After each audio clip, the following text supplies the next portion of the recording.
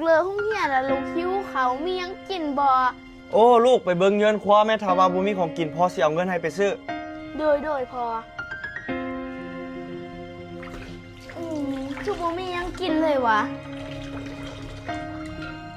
แม่ลูกเลยห้องเฮียนแล้วลูกหิวเขาแห้งกินเขากับยังกินเขากับหยังกินเขากับหัวกูนี่ติใหญ่เหรออยากยังกะหากินตีของอยู่ของกินได้ตู้หยอกตู้เย็นผุนมือได้กะยากน้ำแต่แนวอยู่แนวกินจะว่าเจ้าจักปี้แล้วเฮียนป.5 ป.6แล้วยังยากอยู่กับแนวกินเลิกโรงเรียนมากะแก่เครื่องแก่ของเฮ็ดอยู่เฮ็ดกินเองจะมาอยากพ่ออยากแม่พ่อแม่ก็สิหาเงินหาข้ามขายเครื่องขายของนี่ไป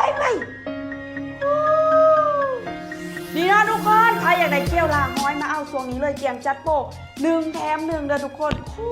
ตรถูกเลยถือแค่ถือว่าย้ำว่า1 แถม 1เนาะไผที่ว่ามักเป็นลงขาวเนาะมักเจ็บท้องน้อยห้อยบ่สะอาดห้อยบ่หอมมักมีกลิ่นมักลงขาวเอาตัวนี้ไปล้างเด้อทุกคนเด้อดีปานปิดทีมเนาะ1 แถม 1เนาะพิมพ์คำว่าสนใจไว้อยู่กล่องคลิป